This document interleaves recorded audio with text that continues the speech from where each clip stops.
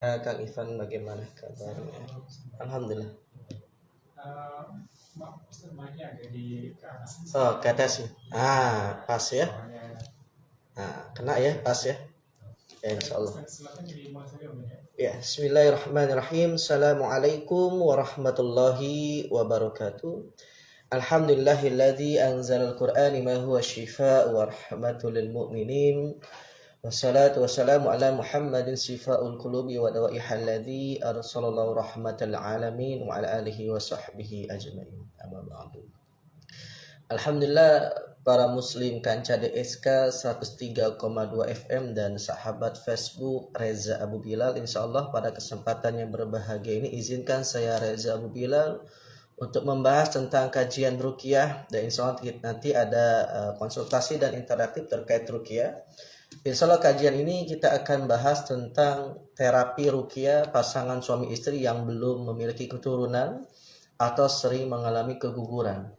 Jadi kita melihat dulu apa penyebabnya orang yang terkena gangguan yang belum memiliki keturunan atau sering keguguran. Jadi yang pertama ada sihir, ya. Ada sihir yang menimpa suami atau istri, ya, baik itu dari mahabbah, sihir mahabbah, maupun tujuannya tafrik perceraian. Atau ada sihir marid, tujuannya ya membuat sakit, atau sihir rebet ikatan, ya, itu yang pertama karena sihir. Yang kedua, karena orang belum memiliki keturunan atau sering keguguran selain karena sihir. Yang kedua karena al-ain. Karena ain, ya, mungkin ada orang yang memiliki ainil lamah, dari pandangan dengki, ketidaksukaan terhadap pasangan suami istri tersebut, atau mungkin ada masalah, ya, dendam, kedengkian terhadap orang-orang terdahulu di masa lalunya, sehingga tidak suka atas kebahagiaan rumah tangga mereka. Jadi ada al-ain. Yang ketiga itu disebabkan bisa karena dari gangguan jin nasab, ya, atau jin leluhur. Ini yang mungkin menjaga dia waktu dia kecil, atau mungkin ada titisan atau ada perjanjian sehingga bangsa syaitan memiliki ketertarikan terhadap apa yang dijaganya. Jadi oleh bangsa jin itu dihalangi, ya. Lalu yang selanjutnya ada sebab psikologis, ada sebab kejiwaan. Ya, mungkin dia ada trauma atau ada ucapan-ucapan yang sehingga dia tidak mau ingin memiliki keturunan terlebih dahulu. Ada ucapan-ucapan, ada beban mental psikologis yang sedang goyang sehingga sering mengalami keguguran atau sulit memiliki keturunan. Dan yang terakhir adalah sebab medis. Secara hisiah memang ada bagian-bagian yang rusak secara reproduksi maupun dari rahim dan sebagainya. Lalu bagaimana cara kita menerapi ruqyah pasangan suami istri yang belum memiliki keturunan atau sering keguguran? Setelah kita mengetahui sebab akibatnya, ya, dan ciri-cirinya, apakah ini mengarah kepada sihir, apakah ini mengarah kepada ain, apakah ini mengarah kepada beban psikologis karena ucapan, karena trauma di masa lalu, ya, atau ini karena ada gangguan jin nasab, ada jin yang mencintainya, ada mahabbah, atau karena memang ada sebab-sebab medis, ya, sebab-sebab medis yang memang memungkinkan untuk sulit untuk memiliki keturunan. Lalu cara meruqyahnya, yang pertama adalah kita ruqyah keduanya, suami dan istri. Ya, jadi suami dan istri kita ruqyah, suaminya kita ruqyah, istrinya pun kita ruqyah. Ya, khawatir ada gangguan jin yang menghalangi, karena kalau sudah terkena sihir rebet, sihir ikatan, maka akan merusak reproduksi, ya, sehingga impotensi, kemandulan itu juga bisa disebabkan gangguan jin, ya, yang mengikat di area rahimnya, yang mengikat di area kemaluannya, sehingga tidak baik alat reproduksinya, sehingga tidak bisa ada keharmonisasian dalam hubungan rumah tangga. Maka harus diruqyah dulu suami dan istri, atau mungkin ada ilmu-ilmu kanuragan, ya, pengasihan atau pelet dan semacamnya, sehingga ada bangsa jin yang mencintainya, menyukainya, dan menghalangi, tidak ridho bangsa jin tersebut memiliki kebahagiaan kepada manusia. Dia tidak suka, makanya dihalangi rahim dan sebagainya. Jadi harus diruqyah dulu, Ya, di ruqyah suami dan istri khawatir memang baik suami maupun istri memiliki gangguan. Ya, maka yang pertama di ruqyah. Yang kedua adalah suami istri harus selapang-lapangnya bisa berlapang dada, bisa saling memaafkan, bersyukur atas segala nikmat. La in syakartum la azidanakum wa la in kafartum in adzabi lasyadid. Ya, Allah berfirman, barang siapa yang bersyukur atas nikmat Allah maka akan Allah tambah. Ya, maka kenikmatan yang luar biasa, rezeki yang besar adalah salah satunya dimiliki keturunan. Allah memberikan keturunan, Allah memanjangkan jodohnya. Oh ya, Allah memberikan keturunan yang banyak soleh dan soleha. Maka oleh karenanya perbanyaklah rasa syukur. Harus bisa berlapang dada, saling memaafkan. Jika mungkin ada kekecewaan, trauma di masa lalu, baik suami dan istri pernah bertengkar atau ada masalah di masa lalunya, maka harus bisa lapang, menerima, bersyukur atas segala nikmat Allah dan saling memaafkan. Ini juga yang menyebabkan kenapa pasangan suami istri sulit memiliki keturunan atau sering keguguran, karena sering cekcok. Ya, suka berantem pada saat istri sedang hamil mengandung, ya, tiba-tiba ada pertikaian, pertengkaran, dan belum bisa memaafkan satu sama lain, ada perasaan dendam, kebencian, ada rasa trauma sehingga kandungannya lemah, rahimnya lemah. Ini yang menyebabkan perempuan yang rahimnya lemah, ya, ada kesedihan yang mendalam, ada trauma karena hatinya belum bisa menerima, hatinya belum bisa lapang atas segala kejadian yang pernah menimpa dirinya. Lalu terapi selanjutnya adalah senantiasa sholat malam, berdoa bersama, ya, menghidupkan sepertiga malamnya, qiyamul lailnya dihidupkan, ya, bisa berjamaah suami dan istri lalu berdoa bersama, diaminkan oleh istrinya. Jadi berdoa, suami berdoa, mengajak istrinya untuk meningkatkan ibadah, ya, yang kedua tadi bersyukur, yang ketiga yaitu harus bisa banyak berdoa dengan menghidupkan malam-malam. Nah, ini juga baik sekali. Selain kita usaha ikhtiar dalam ranah mukhayyar, usaha kita sebagai manusia, lalu ada ranah-ranah yang memang dalam kekuasaan Allah untuk kita bisa menggebrak pintu langit, yaitu dengan perbanyak berdoa. Ya, maka di waktu sepertiga malam, ya, berdoa dan mengaminkan doa dari suaminya. Jadi sama-sama memperbaiki kualitas ibadahnya, ya, agar kita cepat memiliki keturunan. Ya, jadi dan juga banyak kisah Nabi, ya, yang sulit memiliki keturunan. Bahkan Nabi Ibrahim pun lama tidak memiliki keturunan, dan pada saat ini keturunan harus dikorbankan. Nah, ini nanti pelajaran yang luar biasa. Artinya banyak berdoa, munajat kepada Allah agar kita dimiliki dzurriat, keturunan yang soleh dan soleha.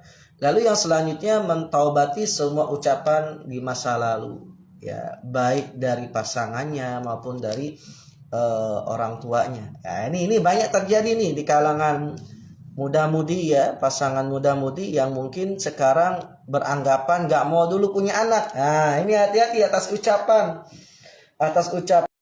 yang pernah terbelisat dalam pikiran kita atau yang pernah kita ucapkan. Mungkin kita pernah berucap, jangan dulu punya anak Nah, sebelum punya rumah, sebelum sukses, sebelum A, B, C, D dan sebagainya. Atau orang tuanya sendiri yang mendoakan, ulawah kabu gabudak, cek bahasa Sunda namanya, jangan dulu punya anak. Nanti kalau kamu belum punya ini, belum punya ini, jadi ya kesampaian. Akhirnya doanya dijabah oleh Allah Ta'ala. Maka harus mentobati semua ucapan. Jadi kita tarik ucapan kita mohon ampun pada Allah Ta'ala, karena kita tidak berserah diri, karena kita khawatir akan rezeki yang Allah berikan. Bukan kekhawatiran, sama saja kita telah memiliki prasangka buruk kepada Allah Ta'ala. Maka tobati ucapan itu. Ya, makanya ada yang susah punya keturunan atas ucapan dia di masa lalu.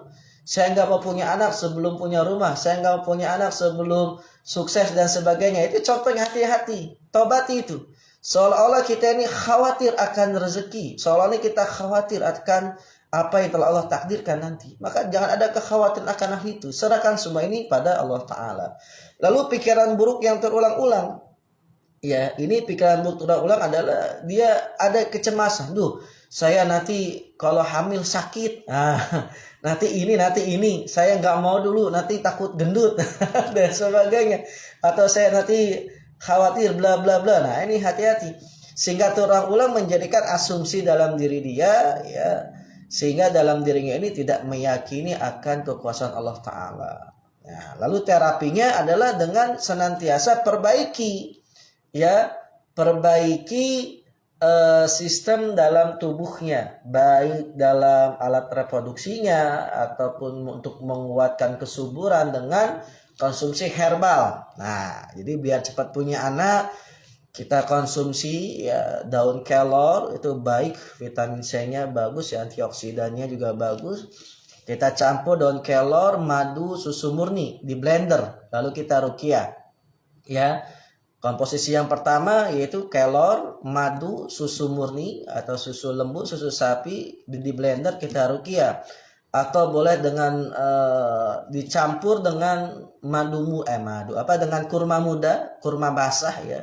Kurma basah atau kurma muda itu juga kita campur dengan madu dan susu, ya. Atau ingin pakai buah duriat, mangga, ya. Tapi kalau untuk komposisi untuk dicampur, kita akan menggunakan herbal, yaitu daun kelor, ya, dengan madu, dengan susu, ya, dengan kurma muda, kita campurkan, kita blender. Ya, ini kita minum 3 kali sehari suami dan istri. Lalu terapi ain. Nah, tadi ain ini seandainya ada ucapan yang terbelisat dalam dirinya, tidak mau memiliki anak, atau ada kekhawatiran, kecemasan, atau ada orang-orang yang dengki atas rumah tangga mereka. Ya, lalu tazkiyatun nufus yaitu dengan saling memaafkan, ikhlas ridho untuk memperbaiki hatinya, jiwanya. Karena seandainya ini terjadi karena keburukan dalam jiwa kita, ya maka kita harus bisa membersihkan jiwa-jiwa ini dengan saling memaafkan, ikhlas akan takdir dan ketentuan Allah Ta'ala, lalu bersyukur atas nikmat Allah. Lalu dengan mandi, ya, dan rendam dengan air ruqyah, boleh campur buat relaksasi. Kita bisa pakai bunga mawar, ya, atau aromaterapi dari mawar. Lalu kita campur daun bidara. Ya, ini untuk membersihkan, ya, secara zahir, atau untuk bisa terapi ain kita campurkan air ruqyah dengan dengan daun bidara. Lalu juga kita bisa campai aromaterapinya bisa dengan kasturi atau dengan mawar, wangian mawar. Ini untuk terapinya, relaksasi dan sebagainya. Ya, insya Allah itu adalah beberapa tips dan terapi agar kita cepat memiliki keturunan. Wallahu a'lam bishawab. Baik, Pak, kita sudah mendengar untuk materi yang hari ini. Tentunya sesaat lagi kita akan buka sesi praktik setelah jeda berikut. Ikan. Ya, insya Allah silakan sahabat Facebook yang ingin bertanya bisa ditulis kolom komentar. Sudah ada pertanyaan yang masuk. Nanti insya Allah saya akan jawab pertanyaannya setelah on air di radio nanti. Ya, insya Allah tadi ada beberapa tips untuk terapi agar cepat memiliki keturunan. Jadi yang pertama harus diruqyah suami dan istri. Lalu bisa perbaiki dengan kombinasi makanan, ya. Tadi dengan daun kelor, ya. Daun kelor dicampur dengan madu, dicampur dengan kurma muda atau kurma basah, lalu dengan susu sapi di blender, minum 3 kali sehari, lalu diruqyah. Ya, jadi air herbalnya di ruqyah. Lalu bisa dengan terapi ain. Ya, seandainya mungkin ada ucapan yang terbelisat, mungkin ada terkena ain karena dirinya sendiri atau mungkin ain dari orang lain, maka bisa dengan terapi ain. Ya, karena tadi kan salah satu sebab sering keguguran atau sulit memiliki keturunan adalah karena terkena ain. Ini banyak sekali, ya, orang yang sering keguguran karena ain. Dan kita pernah melihat ada kasus, ya, kasus artis, YouTuber, ya, yang baru hamil diekspos ternyata terkena ain. Hati-hati, mungkin yang sering keguguran itu juga bisa karena ain, ya. Maka terapi ain, khawatir memang ada ain sehingga dia sulit punya keturunan atau sering keguguran. Lalu bisa terapi dengan terapi air ruqyah, direndam, ya, dengan menggunakan daun bidara yang kita tumbuk, bisa menggunakan daun mawar untuk relaksasi wewangiannya, atau bisa dengan kasturi ya, dicampurkan dalam bathtub atau kita rendam, kita mandi dengan air tersebut. Boleh dicampur juga dengan garam Himalaya ya, atau garam gunung. Nah, ini baik juga untuk relaksasi ya, dan untuk merangsang agar memiliki keturunan ya. Lalu insya Allah kalau misalkan ini terjadi karena sihir, ini banyak. Jadi ada kasus orang yang terkena sihir, terkena gangguan jin yang sulit memiliki keturunan. Jadi pada saat itu ada seorang pasien yang memang sulit memiliki keturunan. Pada saat itu dia hamil ya, hamil tetapi diperiksa ke dokter tidak hamil ya, dia tidak datang bulan, telat head sudah 3 bulan, hampir 3 bulan telat head. Dia periksa ke dokter tetapi tidak hamil ya, bahkan di USG tidak ada janinnya, tapi dia merasakan feeling dia bahwa dia ini sedang mengandung anak. Setelah itu singkatnya di ruqyah, akhirnya bereaksi pasien ini kesurupan, dan ternyata ada bangsa jin ya, jin dari leluhurnya yang memang ada titisan dari leluhurnya yang mencintainya, yang menyukainya, sehingga menjaga dia, menghalangi rahimnya. Setelah diruqyah, alhamdulillah bismillah, bayi ini tumbuh kembang dan diperiksa oleh dokter ada janinnya.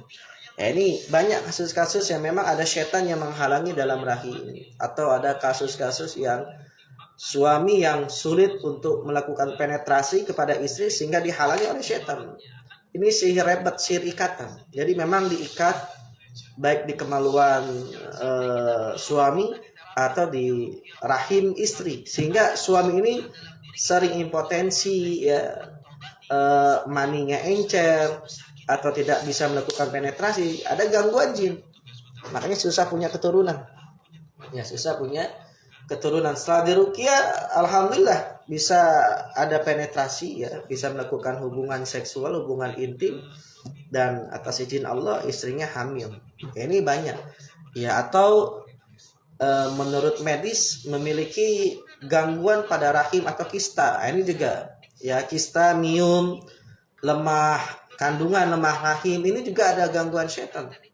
Jadi terasa di bagian perut ini serasa sakit, di area pinggang suka pegel, suka panas ya.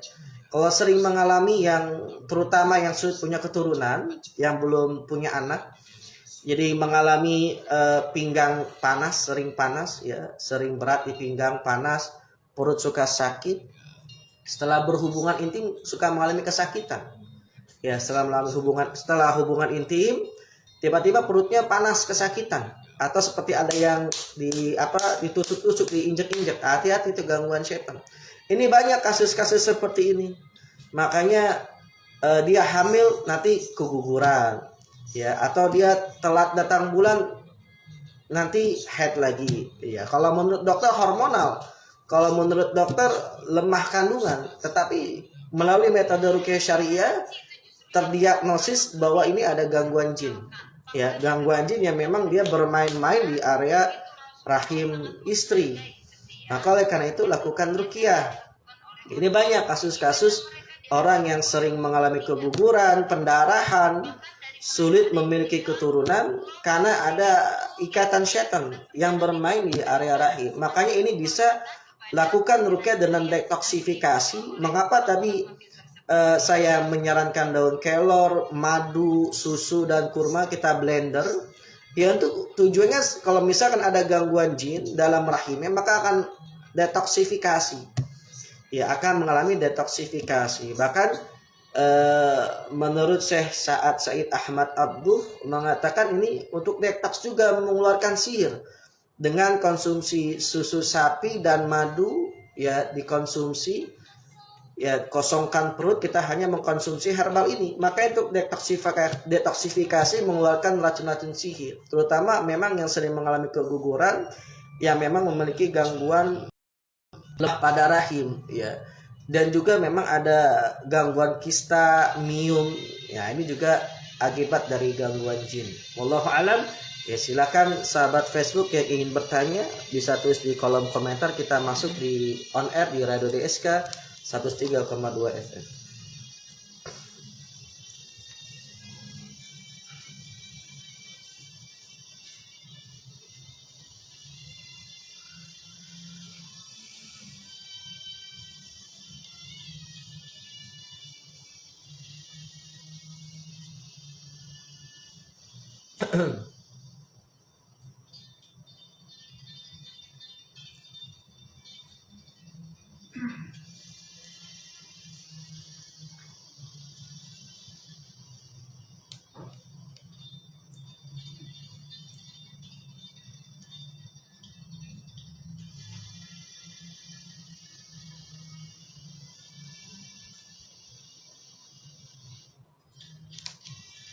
Desa 103 Komunitas Ajang Goyang Karawang. Para kanjeng desa, kita lanjutkan kembali modal saya sore hari ini. Untuk para kanjeng desa yang ingin bertanya sekaligus berkonsultasi, silakan para kanjeng bisa menghubungi nomor telepon 0812 08 1032 sekaligus nomor WhatsApp para kanjeng lain. Tentu untuk para kanjeng yang ingin bertanya melalui SMS, silakan dikirimkan saja pertanyaan 081112811032. Ya, silakan. Pertanyaan yang Mangga. mau bertanya bagaimana caranya untuk membentengi dan menghadapi gangguan jin di rumah. Ya, bagaimana cara membentengi dari gangguan jin di dalam rumah ya, yaitu senantiasa membaca Al-Qur'an. Ya, senantiasa membaca Al-Qur'an, menghidupkan sunnah-sunnah di dalam rumah, ya, menghidupkan ta'lim wa ta'alim di dalam rumah, maka insya Allah ini rumah ini akan seperti taman-taman surga. Kalau kita sering mengadakan ta'lim ya, atau sering berzikir, membaca Al-Qur'an, ya, ini bagaikan taman-taman surga. Maka insya Allah rumah kita pun bagaikan taman-taman surga, karena dihidupkan ada Al-Qur'an, ya, ada pendidikan agama kepada anak dan istri kita. Jadi kita harus halqah di dalam rumah ya, membuat kajian dalam rumah. Insya Allah, karena itu dilakukan Rasulullah kepada para istrinya. Jadi membuat taklim, jadi taskib pembinaan madrasah awal itu di dalam rumah. Maka seharusnya seorang ayah ini bisa menjadi ustadz untuk istri dan anak-anaknya, harus bisa mengajarkan. Karena ini yang paling baik selain kita membaca surat Al-Baqarah, ya, membaca Al-Quran di dalam rumah, yaitu dengan menghidupkan rumah ini dengan suasana Islami, ya, dengan ada taklim di dalam rumah. Ini baik sekali, karena kita menjadikan rumah ini sebagai taman-taman surga. Maka setan nggak akan masuk ya kalau rumah kita diisi dengan nilai-nilai ibadah. Insyaallah Allah a'lam.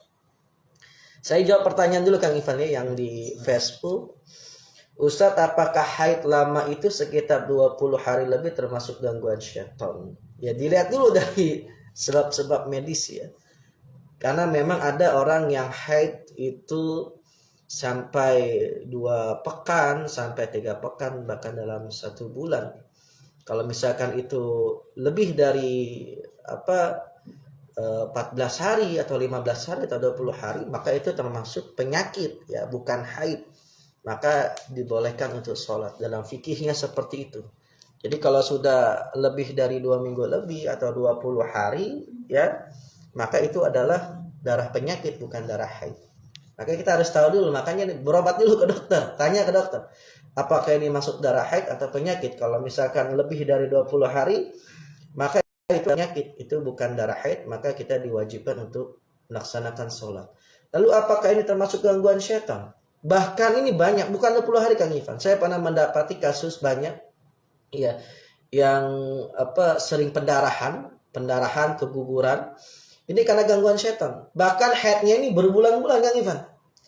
Berbulan-bulan ya, dicek sama dokter memang ada kanker. Ada kanker.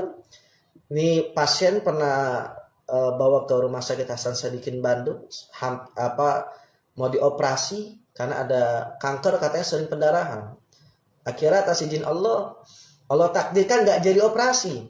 Ya, dia tunda operasinya, dia lakukan terapi ruqyah.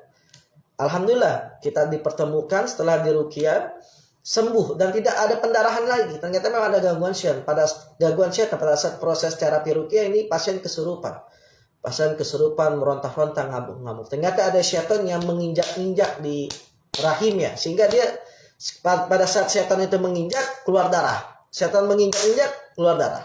Nah, sakit sekali. Maka dia bingung, si ibu ini, dia bingung antara sholat dan tidak ya, karena dia tidak tahu apakah ini darah haid atau darah penyakit. Dan ini memang ada kasus ya, haid yang lama atau haid tidak teratur, siklusnya tidak teratur atau haidnya berkepanjangan. Selain karena indikasi penyakit medis dan psikologis, ini juga terindikasi karena sihir atau gangguan jin. Maka insya Allah saran saya diruqyah. Wallahu a'lam. Kita lanjut pertanyaan berikutnya, Ustaz. Bagaimana cara meyakinkan anak yang memilih tidak menikah dan tidak mau mempunyai anak? Bagaimana cara meyakinkan anak tidak mau menikah ini dan tidak mau memiliki keturunan? Karena Imam Nawawi juga tidak menikah. Imam Nawawi ya, dia tidak menikah, tapi dia mengabdi hidupnya untuk mengajarkan ilmu, menulis kitab banyak, bahkan terkenal di seluruh dunia. Iya, kalau memang jalurnya seperti itu tidak masalah, karena banyak para ulama ya, para ulama-ulama kibar ini yang memang tidak menikah, tapi dia mengabdikan dirinya untuk ibadah, untuk agama. Ya ini nggak menikah ngapain? Khawatir dia tidak bisa membendung syahwatnya, tidak bisa membendung nafsunya. Karena manusia ini memiliki namanya gorizatun naluri untuk melanjutkan keturunan atau seksual. Maka Allah menurunkan hukum pernikahan untuk menjaga fitrah tersebut kan Iva. Maka orang yang nggak mau menikah berarti keluar dari fitrah. Ya, kecuali memang dia berkhidmat hidupnya ini hanya untuk menulis. Nah, seperti Imam Nawawi ya. Hanya untuk syiar Islam, hanya untuk dakwah. Jadi dia sibuk dengan dakwah. Jadi dia nggak sampai tidak sampai bisa memikirkan syahwatnya sendiri, lupa syahwatnya karena memang dia lebih bermesraan kepada Allah melalui fisabilillah di jalan dakwah tersebut. Tapi kalau misalkan dia biasa-biasa aja, orang biasa, ya ini bahaya, nggak mau menikah, ini bahaya ini. Ini bahaya, ini justru akan merusak akalnya, merusak jiwanya, dan akan merusak keturunan nanti, ya. Karena orang yang belum menikah itu pasti jiwanya akan rusak. Orang yang belum menikah, yang sudah balik, yang sudah dewasa, yang sudah matang, tetapi belum menikah, maka akan rusak jiwanya. Akalnya akan goyang. Ya, makanya Allah menurunkan hukum pernikahan tujuannya untuk menjaga itu. Ya, tujuannya untuk menjaga jiwa, menjaga akal, ya, dan juga untuk melanjutkan keturunan, ya, dan juga membendung syahwat kita dengan pernikahan. Wallahu a'lam bishawab. Pertanyaan berikutnya, Ustaz, kalau untuk mempermudah jodoh, apakah bisa dengan ruqyah? Insya Allah. Ya, karena ada juga orang yang terkena sihir penghalang jodoh karena gangguan jin, ada. Jadi setan memiliki mahabbah, ya, cinta, suka kepada manusia tersebut sehingga menghalangi jodohnya. Dan ini juga ada kasus, ya, ada seorang ikhwan umur sudah 40 tahun padahal dia mapan, ya, tapi gak mau menikah.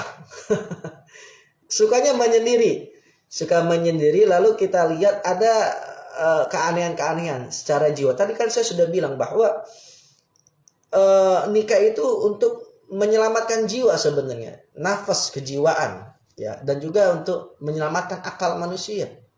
Jadi kalau tidak menikah maka guncang kejiwaannya.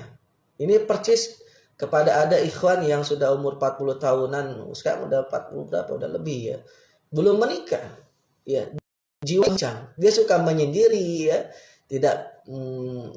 tidak suka bersosialisasi, maunya menyendiri, maunya sendiri. Ada keanehan-keanehan dari kejiwaannya. Tidak pada umumnya usia 40-an gitu. Dan ternyata memang ada gangguan jin. Dia suka berfantasi, halusinasi, senang kalau sendirian. Ini hati-hati. Suka mengalami bahkan ada disorientasi seksual. Nah, ini hati-hati, ini gangguan setan. Ya. Ini juga gangguan setan penghalang jodoh. Sehingga dia tidak ada ketertarikan lawan jenis. Atau ketertarikan dengan jenisnya. Dengan satu jenis. Atau homoseksual. Hati-hati. Ini adalah gangguan. Bisa terjadi karena gangguan jin. Wallahualam. Pertanyaan yang selanjutnya, Ustaz. saudara saya sudah lama menikah tapi belum dapat keturunan dan pernah berkonsultasi ke paranormal. Lalu bagaimana kiatnya dalam Islam agar cepat diberikan keturunan? Mohon penjelasan. Ya, tadi sudah dijelaskan di pembahasan kita ya. Jadi yang pertama harus diruqyah, suami dan istri diruqyah, lalu senantiasa bisa berlapang, bersyukur, memaafkan, lalu bisa dengan terapi ain, lalu dengan konsumsi herbal, ya, lalu bisa dengan terapi relaksasi dengan direndamkan dengan air ruqyah yang kita campur dengan daun bidara, daun mawar, ya, atau aromaterapi lainnya bisa dengan kasturi atau yang kita suka, kembang bunga-bunga lainnya untuk relaksasi saja. Nah, ini bisa untuk kita lakukan terapi ruqyah, kita rendam ya. Boleh dicampur dengan garam Himalaya. Herbalnya tadi kalau misalkan ini bisa untuk detoksifikasi sihir yang memang menghalangi di area rahim, kita bisa gunakan dengan daun kelor, kurma muda atau kurma basah. Lalu kita bisa konsumsi susu lembu dan juga dicampur dengan madu yang kita ruqyah. Ini kita minumkan rutin insya Allah. Ya, jadi kita harus tahu dulu penyebabnya. Bisa jadi penyebab orang susah punya keturunan dikarenakan gangguan jin, sihir, ya, ain atau terkena gangguan jin nasab atau gangguan jin. Yang keempat memang ada sebab-sebab medis. Yang kelima memang ada trauma di masa lalu atas ucapan di masa lalu. Maka insya Allah diruqyah salah satunya. Kalau sudah pergi paranormal ya berarti taubati atas dosa-dosa yang di masa lalu. Wallahu a'lam. Pertanyaan berikutnya, Ustaz, apakah jin nasab bisa menyebabkan juga anaknya menjadi susah menikah, Ustaz? Ya, apakah jin nasab menyebabkan anak susah menikah? Kalau jin tersebut, jin penjaga tersebut, jin khodam tersebut memiliki mahabbah, rasa cinta, ketertarikan kepada manusia itu.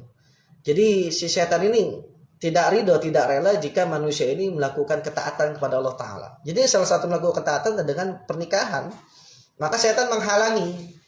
Jadi setan bagaimana caranya memiliki usaha agar nuqayyid lahu syaitan, agar manusia ini mengikuti jalan mereka, fahuwa lahu qarin, dan menjadikan setan itu sebagai temannya. Itu cara setan. Maka bagaimanapun harus mengikuti jalan mereka, yaitu dengan bermaksiat, tidak menikah, ya, melakukan kedurhakaan, penyimpangan orientasi seksual. Itu memang jalan setan. Fahuwa lahu qarin, dan memang menjadikan setan sebagai temannya.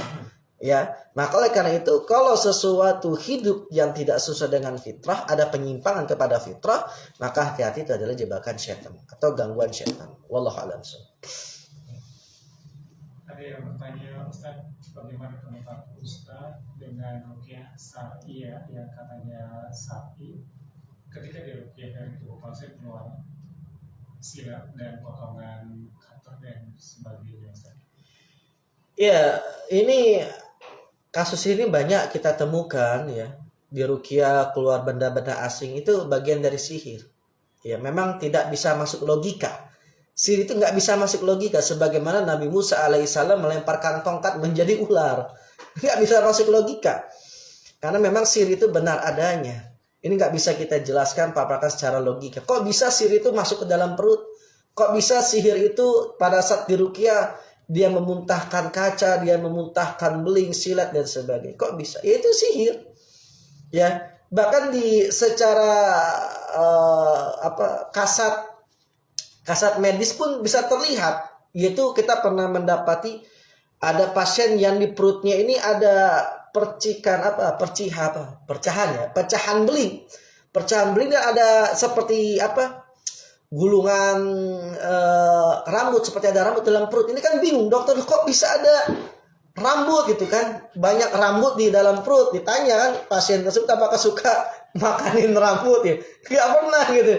Jadi dokter aneh gitu, kok ada rambut di dalam perut, kirain dia suka makanin rambut, nyemilin rambut ya.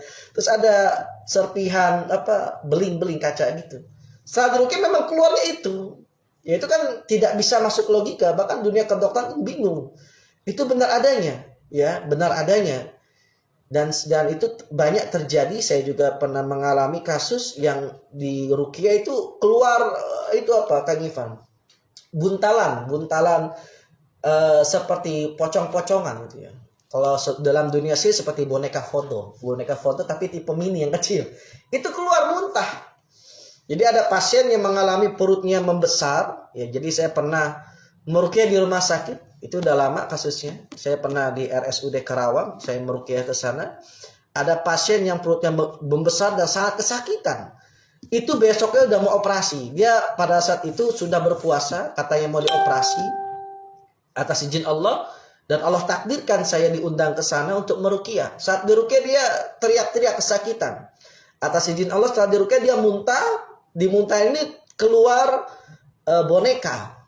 Keluar boneka dan ada darah yang menggumpal, ada rambut yang terlilit gitu ya. Dan setelah itu perutnya kempes, nggak jadi operasi Kang Ivan. Nggak jadi dioperasi. Ini atas izin Allah dan itu benar adanya. Ya kita hanya bisa mengimani, meyakini itu. Dan kalau kita melihat kisahnya, kita bisa melihat kisahnya Nabi Musa alaihissalam. Memang tidak masuk akal. Tetapi Allah menyuruh Musa alaihissalam untuk melemparkan tongkatnya. Ya, maka tongkat tersebut melahap ular-ular dari tukang sihir. Ini kan tidak masuk akal. Tapi Allah menyuruhnya untuk melemparkannya saja. Itulah yang terjadi dalam dunia sihir. Wallahu a'lam bishawab. Saya jawab pertanyaan di Facebook ya Kang Ivan. Dari Ita Sintasari. Assalamualaikum Ustaz. Waalaikumsalam. Izin bertanya, dosa nggak sih ketika kita ingin memperbaiki diri, katakanlah taubat, tapi selalu teringat masa lalu yang tidak baik, selalu menengok ke belakang. Ya, ini bisikan setan. Jadi tidak usah khawatir, ya itu memang bisikan setan yang memang ada takhil ya, ilusi yang menyebabkan kita ini mengulangi kesalahan yang sama di masa lalu. Ya, ini wajar. Justru kata ulama, sebaik-baik manusia adalah senantiasa mengingat-ingat dosa. Itu artinya kita muhasabah. Ya, bukan menengok ke belakang tuh jadi kembali lagi ke masa lalu, itu salah. Itu namanya taubat sambal. Jadi taubatan nasuha itu kita menyesali dan tidak mengulanginya lagi. Bahkan ada di zaman sahabat, ya ada sahabat yang pernah melakukan dosa nggak sengaja melihat aurat wanita. Ya, ini sampai tobat. Tobatnya luar biasa Kang Ivan. Terus dia menyesali karena melakukan kesalahan itu saja. Sampai pada akhirnya dia meninggal dan kata Rasulullah dia masuk surga. Karena dia takut kena dosanya. Dia terngiang-ngiang terus dosa yang dilakukan. Itu bagus. Seorang muslim yang senantiasa mengingat dosanya itu bagus. Artinya dia senantiasa muhasabah, takut akan siksa Allah Ta'ala.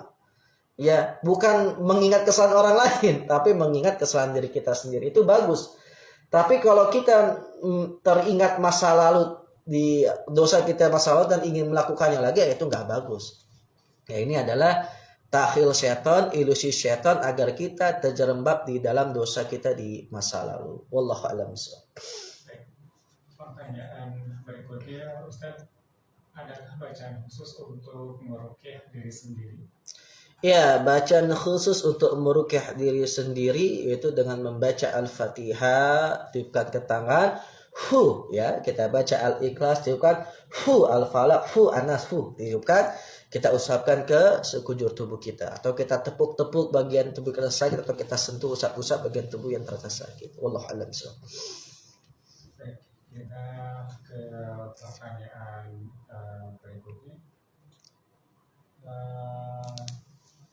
Ustaz, mengapa ego ini disebut penyakit dan bukan karunia atau kekuasaan Allah pada seseorang? Iya, apakah indigo itu penyakit bukan karunia? Ya, kalau kita tahu Allah Ta'ala membuka mukasyafah. Mukasyafah itu membuka tabir ya. Membuka tabir di balik goib, itu namanya mukasyafah. Ada mukasyafah sahihah, ada mukasyafah batilah. Yang batil. Yang sahihah adalah para wali Allah, para rasul, sehingga Allah membukakan tabir goib untuk dirinya. Ya, tabir goib. Seperti Rasulullah, ya. Rasulullah dibukakan, diangkat oleh Allah bisa melihat surga dan neraka. Ya, itu kan terbuka tabir. Itu kan goib. Surga mereka kan goib. Tapi Rasulullah atas izin Allah bisa melihat goib. Dan Rasulullah juga bisa melihat jin.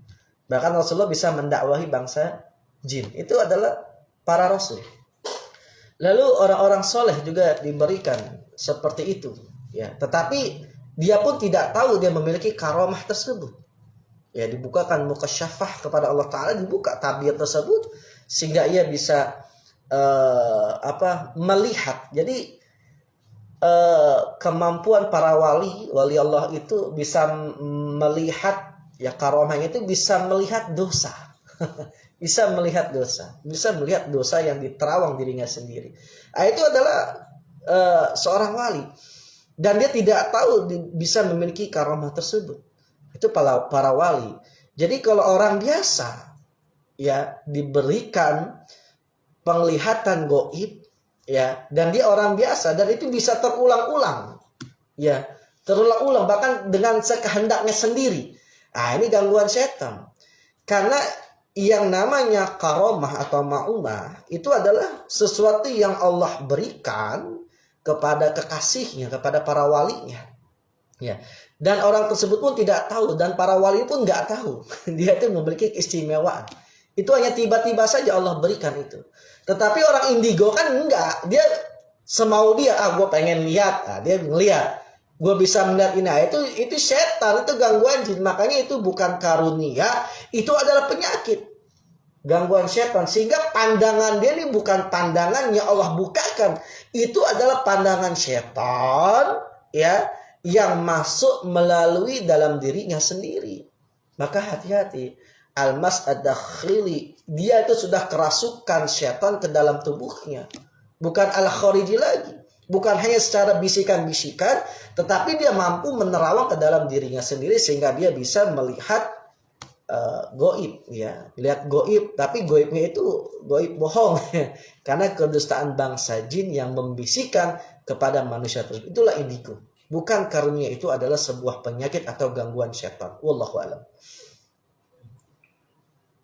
Ustaz, saya trauma dengan pernikahan karena melihat masa lalu orang tua yang gagal. cerai. Ya, ini banyak terjadi kan, ya. Tadi kita sudah bahas salah satunya sulit punya keturunan atau sering keguguran karena trauma di masa lalu. Maka kita harus bisa berlapang bersyukur terhadap masa lalu kita, memaafkan diri kita sendiri, memaafkan orang tua kita sendiri. Karena ini keingin, dampak perceraian orang tua ini sangat luar biasa kejiwaan untuk anak, terutama anak perempuan, ya, terutama anak perempuan. Dan banyak survei mengatakan, ini survei, ya, anak yang terlahir dalam perceraian maka berdampak besar anak tersebut mengalami kegagalan yang sama dari kedua orang tua. Ini berdasarkan survei.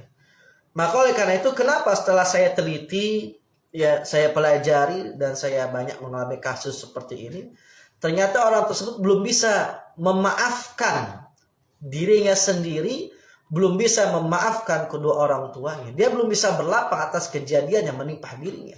Dia tidak bisa mensyukuri atas nikmat Allah yang berikan kepadanya. Maka jelas ini yang menyebabkan dia gagal di rumah tangga. Kenapa? Karena dia terngiang-ngiang. Saya nggak mau nanti orang tua saya pun seperti itu, mengalami kekerasan, KDRT, ayahnya selingkuh dan sebagainya. Jadi ada terngiang, padahal suami di depan matanya orang baik.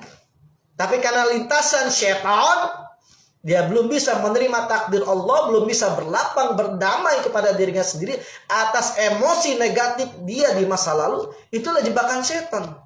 Sehingga setan menarik dia, ya, membisikkan kejahatan dalam dadanya. Tuh suami lu juga kayak gitu. Tuh suami lu nggak sama kan dengan orang tua lu. Itulah setan. Terus berulang-ulang karena dia belum bisa berdamai dengan dirinya sendiri. Sehingga setan bisa membaca di dalam hatinya. Gitu keinginan. Jadi kronologis seperti itu yang saya amati, pengamatan saya selama saya meruqyah dari tahun 2012. Itulah yang terjadi. Setan itu seperti itu. Jadi setan itu mengetahui dengan apa, jadikan bisikan dalam hati kita sendiri. Makanya orang yang belum bisa berdamai kepada masa lalunya, orang yang belum bisa memaafkan atas orang tuanya, maka dampak besar pada dirinya yang akan terjadi, dia pun akan mengalami kegagalan yang sama. Wallahu a'lam. Ada pertanyaan, Ustaz, bagaimana kita bisa membedakan antara halusinasi dengan bisikan jin, Ustaz? Sama aja. Halusinasi bisikan jin ya setan-setan juga yang bermain. Itu lintasan batin namanya, atau takhil, ilusi yang disebabkan setan. Alladzi yuwaswisu fi sudurin nas.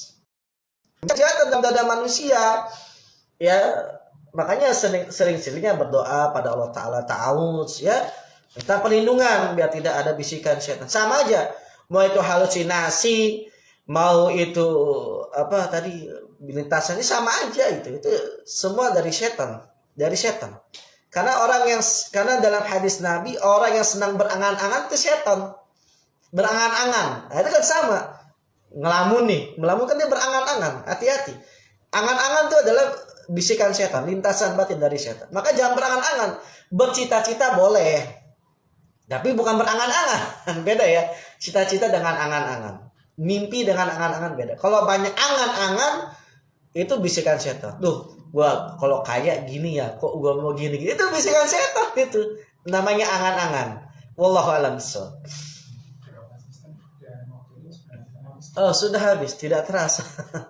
Ya, alhamdulillah, mudah-mudahan disampaikan bermanfaat. Saya mohon maaf jika ada kesalahan, karena kesempurnaan milik Allah, kekurangan datangnya dari saya. Ya, insyaallah mudah-mudahan bisa menambah hasanah keislaman kita dan menambah ketakwaan kita pada Allah Ta'ala. Dan semoga kita terhindar, terlindung dari gangguan syaitan. Ya, akhir kata dari saya Raja Bila undur pamit.